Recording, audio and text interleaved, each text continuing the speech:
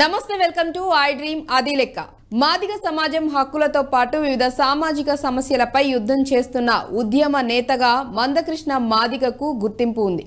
Madiga reservation పోరాట సమితి MRPS వ్యవస్థాపకుడిగా ఆయన గురించి ప్రత్యేకంగా పరిచయం అక్కర్లేదు. కుల వివక్ష, చిన్నారుల ఆరోగ్య సమస్యలు, వికలాంగుల హక్కులు వంటి అంశాలపై అలుపెరగని పోరాటం చేస్తున్నారు ఆయన.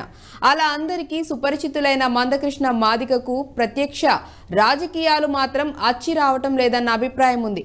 ఆ క్రమంలో ఆయన బీజేపీ నుంచి లోక్సభ ఎన్నికల బరిలో పోటీకి దిగబోతున్నారన్న ప్రచారం చర్చనీయాంశంగా మారింది.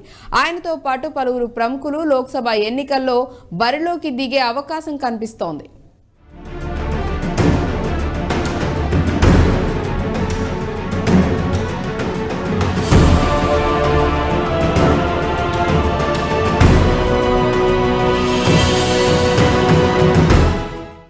లోక్సభ ఎన్నికల్లో తెరపైకి కొత్త సమీకరణాలు.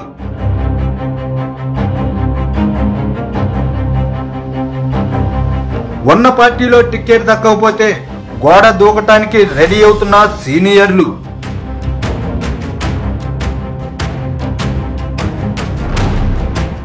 లోక్సభ ఎన్నికల్లో ప్రధాన పార్టీల తరపున అభ్యర్థుల ఎంపిక కొత్త సమీకరణాలకు తెర తీయనట్టు కనిపిస్తుంది. ఆయా పార్టీల్లో అంతర్గతంగా చోటు చేసుకుంటున్న ఘటనలు ఎన్నికల బడిలో అనూహ్య పరిణామాలకు దారి తీయబోతున్నాయి. తాము కొనసాగుతున్న పార్టీ నుంచి పోటీకి అవకాశం దక్కకపోతే మరో పార్టీలోకి జంప్ అయ్యేందుకు కూడా కొంతమంది సీనియర్ నేతలు ప్రత్యామ్నాయం సిద్ధం చేసుకుంటున్నారు.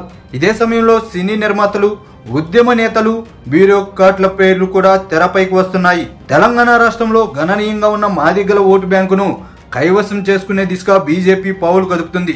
ఇందులో భాగంగా ఎంఆర్పీఎస్ వ్యవస్థాపక అధ్యక్షుడు మందకృష్ణ మాదిగను వరంగల్ లోక్సభ స్థానం నుంచి బరిలోకి దించాలని భావిస్తుందంట. ఆయన పోటీకి సంబంధించిన సర్వే కూడా చేయించుకుంటుందంట. ఉమ్మడి ఆంధ్రప్రదేశ్, తెలంగాణలో మందకృష్ణ మాదిగ ఇప్పటికే ప్రత్యక్ష ఎన్నికల్లో పోటీ చేశారు. 2004లో మజర్ నుంచి ఇండిపెండెంట్ గా, 2009లో త్రిలింగ ప్రజా ప్రగతి పార్టీ అభ్యర్థిగా, మరోసారి మదిరి అసెంబ్లీ నియోజకవర్గం నుంచి 2014లో తన సొంత పార్టీ అయిన మహాజన సోషలిస్ట్ పార్టీ అభ్యర్థిగా వర్ధన్నపేట అసెంబ్లీ నియోజకవర్గానికి పోటీ చేశారు. అయితే ఆ 3 సార్లు ఆయన ఓటమి పాలయ్యారు. అదలా ఉంటే మాదిగలకు బీజేపీ అండగా ఉంటుందని, వర్గీకరణకు కట్టుబడి ఉన్నామని ప్రధాని మోడీ ఇటీవల పరేడ్ గ్రౌండ్స్ లో వేదికగా ప్రకటించి వెళ్లారు. అందుకు తగ్గట్టుగానే న్యాయపరంగా వర్గీకరణ ప్రక్రియను వేగవంతం చేసేందుకు మోడీ ప్రభుత్వం ప్రత్యేక కమిటీని ఏర్పాటు చేసిందని కమలం పార్టీ చెబుతుంది.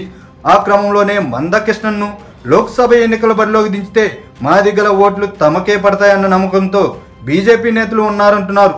అయితే ఇక్కడి నుంచి మాజీ ఐపీఎస్ కృష్ణప్రసాద్, పార్టీ సీనియర్ నేతలు చింతా సాంబమూర్తి, శ్రీధర్ కూడా టికెట్ ఆశిస్తున్నారు.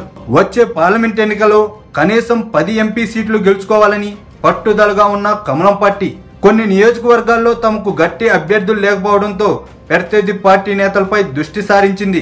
ఇందులో భాగంగా ఆయా నియోజకవర్గాల్లో గట్టి పట్టున్న బీఆర్ఎస్ సీనియర్ నేతలతో అంతర్గత చర్చలు జరుపుతున్నట్టు తెలుస్తుంది. గులాబీ పార్టీకి చెందిన 2 సిట్టింగ్ ఎంపీలతో బీజేపీ ముఖ్య నేతలు మంతనాలు జరుపుతున్నట్టు సమాచారం. అయితే ఈ చర్చలు కొలిక్కి రాలేదంట. మరోవైపు నాగూర్ కర్నూలు నుంచి ప్రాతినిధ్యం వహిస్తున్న బీఆర్ఎస్ సిట్టింగ్ ఎంపీలు రాములు కాంగ్రెస్ లోకి వెళ్లిపోతున్నారన్న ప్రచారం విస్తృతంగా సాగుతుంది. అయితే ఆయన కొడుకు భరత్ కోసం బీజేపీ నేతలు ప్రయత్నాలు జరుపుతున్నట్టు సమాచారం. అసెంబ్లీ ఎన్నికల్లో ఓటమి పాలై అధికారం కోల్పోయిన బీఆర్ఎస్ లోక్సభ ఎన్నికల విషయంలో ఆచితూచి అడుగులు వేస్తుంది. కాంగ్రెస్, బీజేపీ అభ్యర్థులుగా ఎవరెవరు బరిలోకి దిగుతారన్న దానిపై అంచనాలకు రావాలని, అందుకు తగ్గట్టుగా తమ అభ్యర్థులను ఎంపిక చేయాలని బీఆర్ఎస్ అధిష్టానం భావిస్తుంది. అయితే కొందరు సిట్టింగ్ ఎంపీలకు మాత్రం మళ్లీ టికెట్ ఇచ్చే యోచనలో ఉందంటున్నారు. మిగిలిన చోట పార్టీ పరిస్థితిని అంచనా వేసేందుకు, అభ్యర్థుల ఎంపికపై నిర్ధారణకు వచ్చేందుకు కసరత్తు చేస్తుంది. ఇక వరంగల్ లోక్సభ స్థానం నుంచి కాంగ్రెస్ టికెట్ కోసం పలువురు నేతలు పోటీ పడుతున్నారు. మాజీ ఎంపీ సిరిసిల్ల రాజయ్య, టీపీసీసీ ప్రధాన కార్యదర్శి అయిన అర్దంకి దయాకర్ టికెట్ కోసం ప్రయత్నిస్తున్నారు. అయితే ఉమ్మడి వరంగల్ జిల్లా రిజిస్టర్ గా పనిచేస్తున్న హరికోట్ల రవి కూడా ప్రయత్నం చేసుకుంటున్నారంట. తనకు టికెట్ ఖరారైతే ఉద్యోగానికి రాజీనామా చేసి బరిలోకి దిగుతానని తన సన్నిహితుల వద్ద రవి చెబుతున్నారంట. మరోవైపు నిజామాబాద్ లోక్సభ స్థానం నుంచి ప్రముఖ సినీ నిర్మాత దిల్ రాజు గా సుపరిచితులైన వెంకట్రామరెడ్డిని బరిలోకి దింపాలన్న ప్రతిపాదన కాంగ్రెస్ లో ఉందంట. దిల్ రాజును గత ఎన్నికల్లోనే పోటీ చేయించాలని బీఆర్ఎస్ భావించినా ఆయన అప్పుడు పోటీకి నిరాకరించారు. ఇప్పుడు కాంగ్రెస్ నుంచి పోటీ చేసే అంశంపై ఆలోచిస్తున్నట్టు పార్టీ వర్గాల్లో ప్రచారం జరుగుతుంది. అయితే నిజామాబాద్ టికెట్ను మాజీ MP Shabbir Ali, MLC T Jeevan Reddy కూడా ఆశిస్తున్నారంట.